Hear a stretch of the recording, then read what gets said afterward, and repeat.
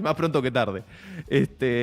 Pero bueno, ahí tenemos un montón de temas para hablar en el programa. Uno de ellos es que Cuba, el régimen cubano, todos saben, desde 1961 está bajo una dictadura comunista, la cual se perpetúa en el poder hace más de 6 décadas que están ahí. Bueno, hace 4 días están sin luz en la isla. No es algo nuevo, es algo que ya había pasado previamente, pero en este caso el gobierno cubano culpó de que no haya luz a que las pymes, básicamente, las pequeñas y medianas empresas, usen excesivamente luz. O sea, dijeron, están gastando más luz de lo que nosotros tenemos planificado, o sea, claro, no crezcan más de lo que nosotros queremos, y les cortó la luz a todo porque se les saturó todo el sistema, y se les cayó, o sea, no le pudieron hacer el mantenimiento, se les cayó todo el sistema de luz. Así que también le echó la culpa al uso de aires acondicionados, y Cuba está sin luz hace 4 días, principalmente La Habana y alrededores, o sea, la capital. El domingo por la noche, la gente de Santo Suárez salió a las calles golpeando cacerolas por la falta de luz y agua. Y tenemos alguna declaración, ¿no?, para escuchar de los cubanos y de lo que se está viviendo en Cuba, que parece, lo vemos tan lejano, pero está viviendo gente que está en una isla que viven en el 2024 igual que nosotros. Pero qué desastre, boludo. Un desastre. Qué desastre. Un desastre. A ver, vamos a poner si tenemos declaraciones y lo vamos echando porque hay manifestaciones. Ingenio para sobrellevar la situación. Que ya tuve que empezar a cocinar, porque sin luz yo cocino con olla eléctrica. No hay luz, ya hice los frijoles y hice el arroz. Y por la tarde ahí mismo en eso, ya el pollo lo tengo hecho desde ayer, y ya para poder comer, si no, ahora vamos a comer a las 10 de la noche que venga la luz. Nosotros nos regimos por los horarios que dan los medios de comunicación. Bueno, ahí tenemos a los testimonios de los cubanos que están sin luz, solamente tienen luz en algunas partes de La Habana 4 horas por día. Por eso la señora se queja de que vamos a tener que cocinar a las 10 de la noche. Y sí, señora, le tocó vivir en un régimen comunista. Va a tener que salir a la calle a manifestarse. No, y esto es doblemente duro porque recordemos que Cuba la pobreza es casi 90%.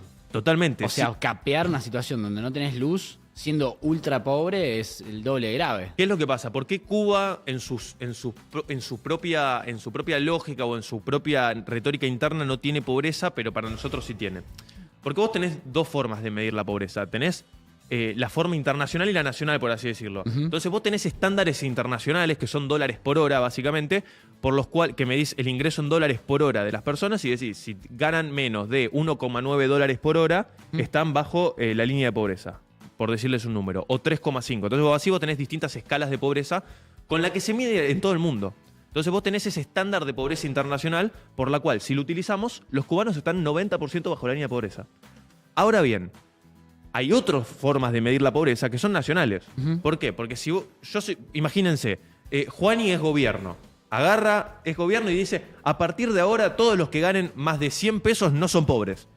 Y el índice de pobreza va a bajar del 50% en la Argentina al 3%. Tal cual. Y va a pasar eso porque él agarra su propio índice de pobreza. Bueno, los cubanos, puertas adentro, la propaganda que tienen es que su régimen no tiene pobreza.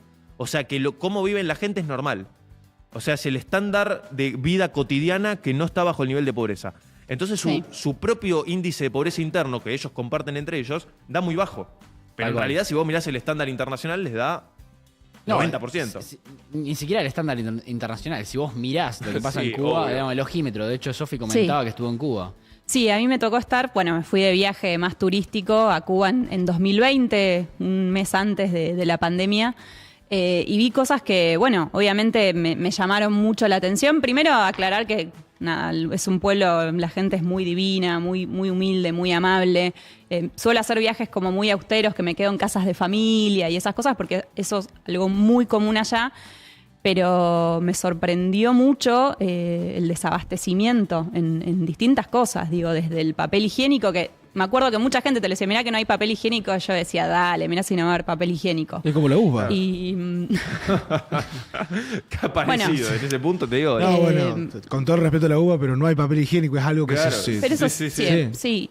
Bueno, es algo que me llamaba la atención. A ver, no es que no hay. Si querés papel higiénico vas a conseguir, pero es hacer una fila. Ellos, hablando con distintos cubanos, decían, nosotros estamos bien porque en realidad el gobierno les garantiza una canasta básica. Hay galpones donde vos ves unos galpones enormes y ves filas de gente, es que, bueno, están yendo a buscar su canasta. Que, digo, cuando te lo contaban, me parecía como muy poco para una familia tipo. No sé, era un paquete de arroz, 2 pollos, un ron y un par de cositas más. Y esas cosas me llamaban mucho la atención. Y el turista, no solo nosotros, sino todos los gringos que van, bueno, a los all inclusive y demás, le llevan a la gente paquetitos armados con pastas de dientes, con todo cosas, elementos de aseo, que quizás, bueno, no es tan accesible. Y yo pensé que era nada, que era algo que te la contaban, pero realmente lo viví, digamos. Claro, te da tristeza porque ellos te dicen, comida no nos falta, pero bueno, es como que no pueden elegir. O sea, no sos libre. No, son esclavos, literal. Bueno, eso que vive el régimen cubano es porque están bajo un régimen comunista. Básicamente, tienen prohibido un montón de libertades que en cualquier otro lugar del mundo permiten el desarrollo del bienestar del ciudadano. Entonces uno cuando piensa, ¿cuál es la finalidad última de o sea, ¿qué es lo que tiene que buscar cualquier gobierno? Y es aumentar el bienestar de los ciudadanos, que para eso, o sea, para eso están al frente del Estado. O sea, siempre obviamente está la parte de supervivencia, de garantizar la seguridad, de que no te invadan. Esa parte está bien, yo trabajo de contar esa parte. Pero después está la otra parte, que es la de garantizar y maximizar el bienestar del ciudadano.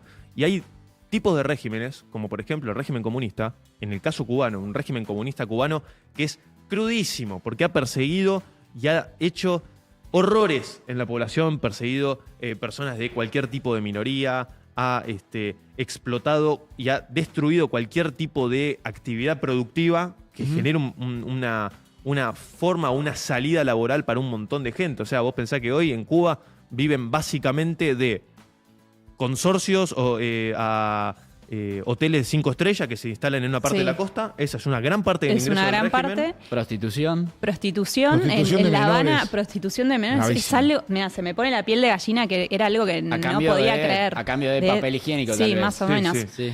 Y otra de las cosas que hacen, viajan a Panamá, porque en el canal de Panamá, bueno, hay como el libre comercio y demás, compran cosas, traen, no sé, una tele, un iPhone, y lo venden. Como que decían... contrabando. Claro, como que era una manera de sacar una diferencia.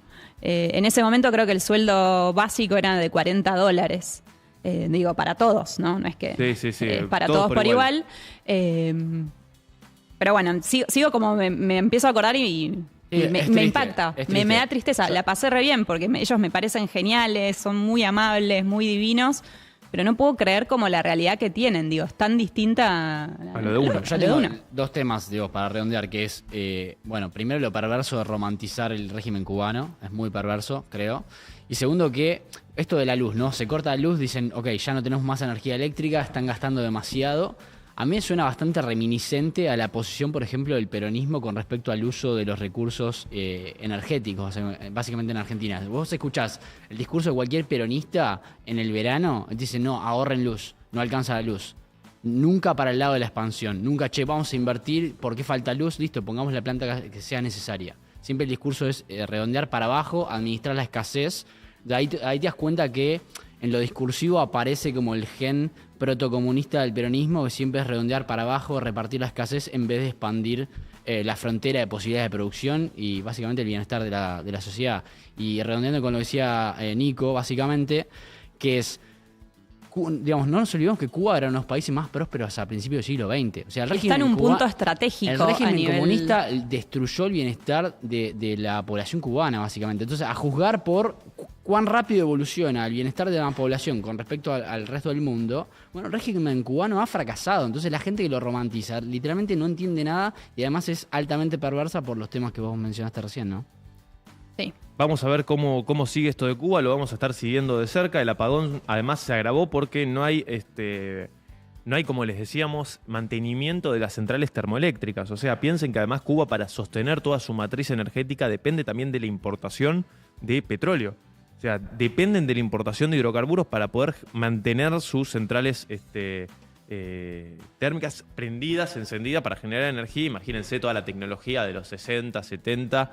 Es muy, muy mala la situación y es muy peligrosa además. Es muy peligrosa. A mí hace no mucho en Neura entrevistamos a un Era como una suerte, lo hicimos con Guada Vázquez, era una suerte como de historia de amor, pero de un piloto cubano que era parte de la Fuerza Aérea de Cuba y agarró un avión y se escapó a Miami. Entonces, viste, se escapó a Florida en un avión. Nada, el tipo conocía de adentro cómo funcionaba todo el sistema de vigilancia aéreo, sabía en qué baches no había control y agarró un avión y se escapó nomás. Y después, dejó a su mujer en Cuba, porque obviamente se escapó él solo, y después logró, a través de un montón de presiones y demás, que manden a la mujer de vuelta a Florida y ahora vive con su mujer. Nada, estaban los dos ahí en Neura. Nada, interesante la historia, Tremendo. pero, o sea, el nivel de que hasta los propios militares cubanos se roban los aviones de los cubanos para irse de Cuba. O sea, imagínate el nivel Tienen personal muy calificado. Ahí ¿No? hay unos profesionales tremendos en Cuba. Sin duda. Tremendos. sin Y la duda. música de Cuba, la cultura Ay, de Cuba sí. particularmente, a mí me encanta la Salsa. salsa cubana, la onda de los negros es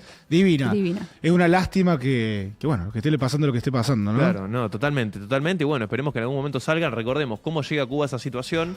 Hasta más o menos los 20, los 30, Cuba era el patio trasero de Estados Unidos. Literalmente estaba totalmente cooptado por los norteamericanos que iban a vacacionar, básicamente los millonarios, todos los oligarcas norteamericanos, sobre todo del sur de los Estados Unidos, que vacacionaban en Cuba, porque obviamente eran playas paradisíacas y ellos tenían plata y hacían un montón de inversiones. La población cubana crecía en ese momento, o sea, crecía económicamente, porque imagínense, darle servicios a millonarios, por más de que no sean las mejores condiciones de trabajo, imagínate, está en los 20, ningún lado tenía buenas condiciones de trabajo, no es que No.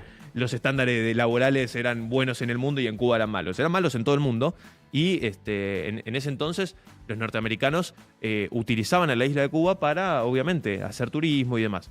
En ese entonces empieza a aparecer, bueno, una dictadura, todo lo que sucede luego de la dictadura y luego lo que sucede en fines de los 50, principios de los 60, con el régimen Cuba, con el Che Guevara, todo el ingreso a Cuba a través de botes, nada, explicado sencillamente.